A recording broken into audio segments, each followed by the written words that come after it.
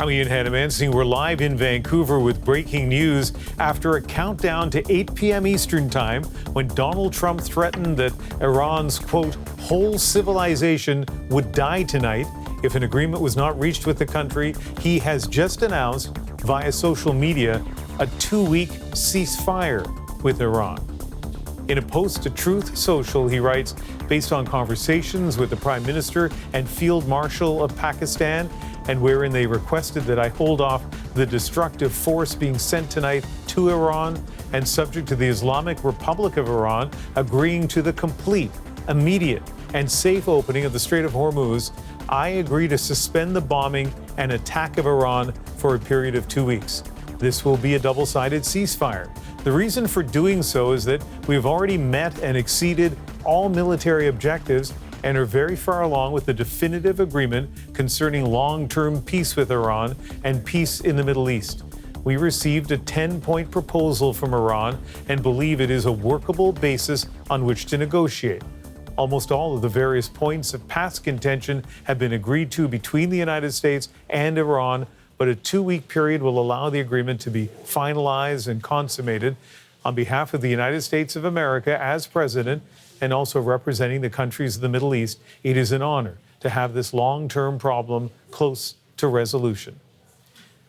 Well, sure looked a lot different earlier in the day. It looked a lot different an hour ago.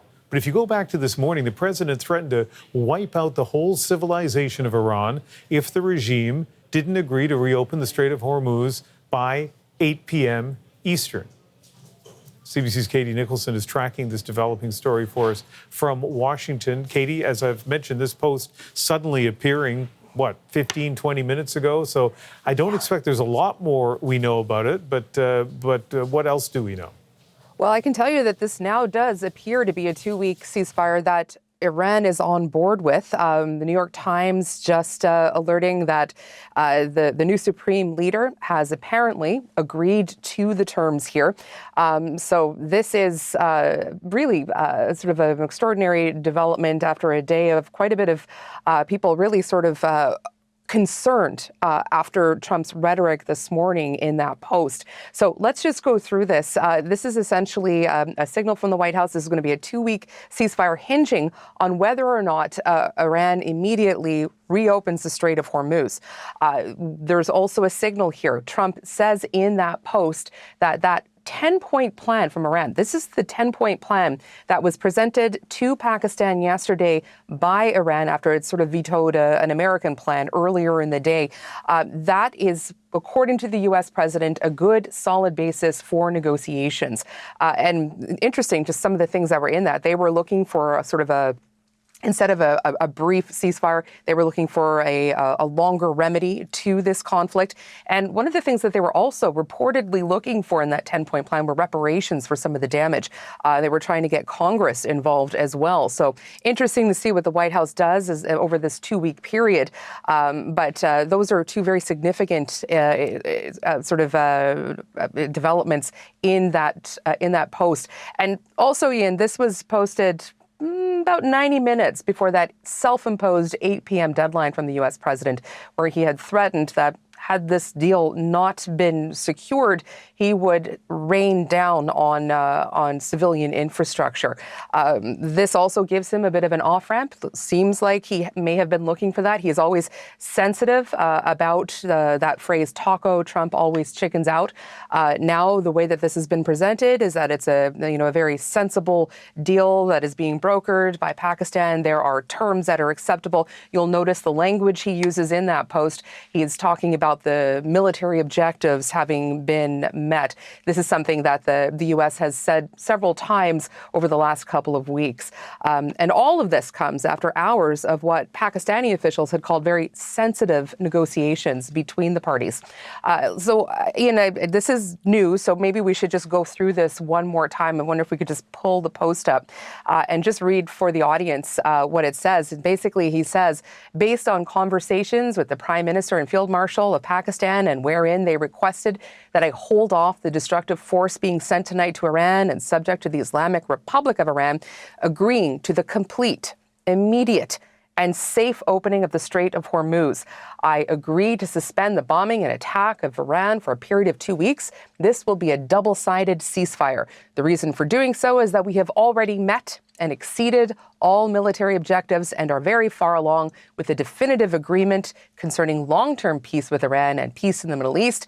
We received this 10-point proposal from Iran and believe it is a workable basis on which to negotiate. Almost all of the various points of past contention have been agreed to between the United States and Iran, but a 2-week period will allow the agreement to be finalized and consummated.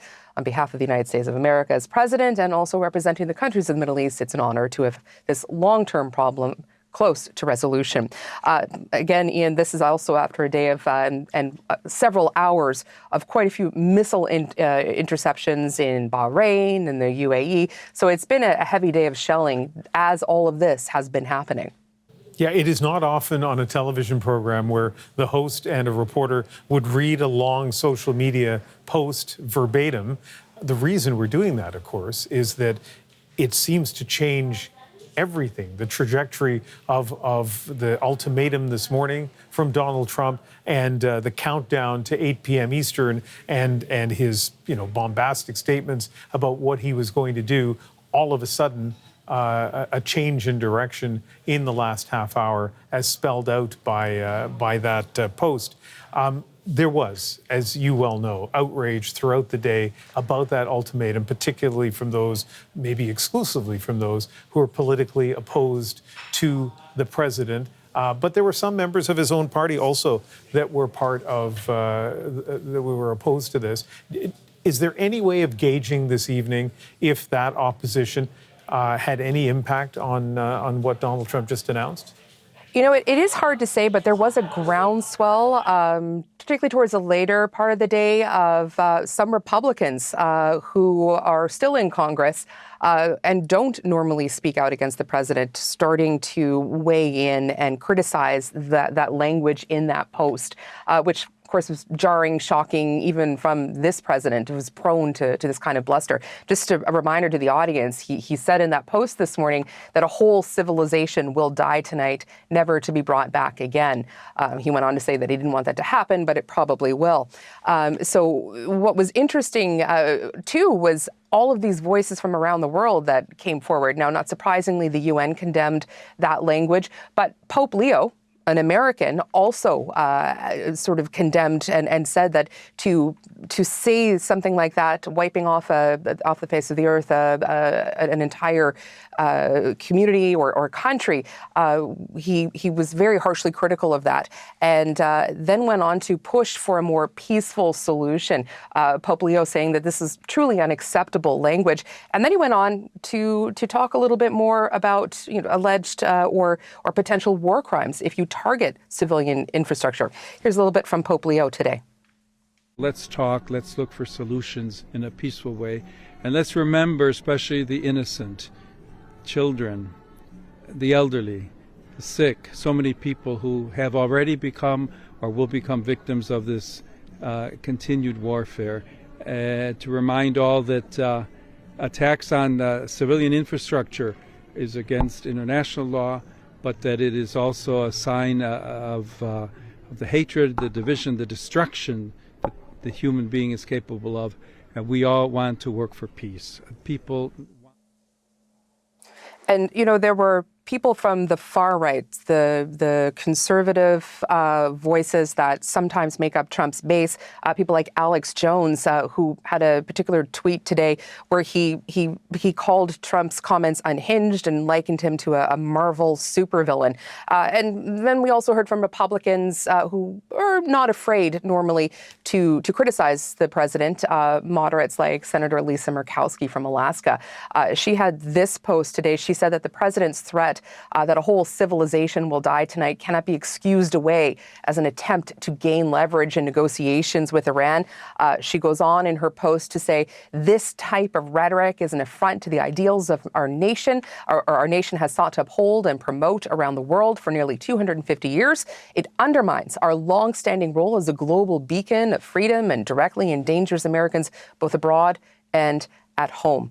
And of course, Ian, it cannot be ignored just how deeply unpopular the idea of a long, drawn-out conflict in Iran is with the American public. We see it in poll after poll.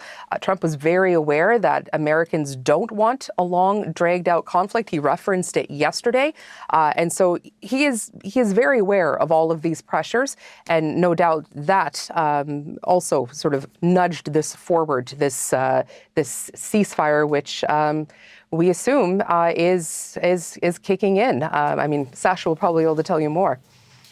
Yeah, so just before I let you go, let's quickly, I'm going to ask you some questions, and I don't know is a completely acceptable answer. But just to bring our audience up to speed, because, we were waiting for this 8 o'clock Eastern time deadline to come and go and to see if Trump would act on his threats.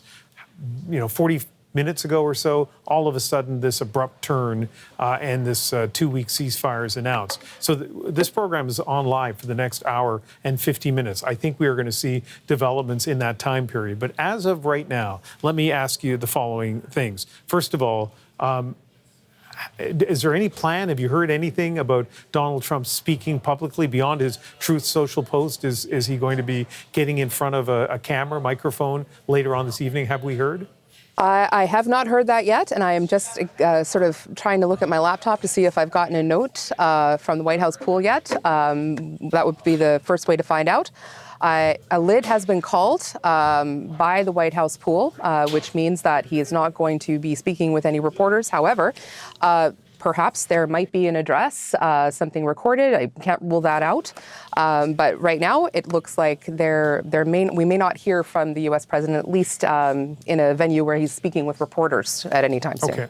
All right, let's leave it there, and we'll fill in whatever blanks we can over the next, as I say, hour and 48 minutes or so. Katie Nicholson, live in Washington. Thank you very much.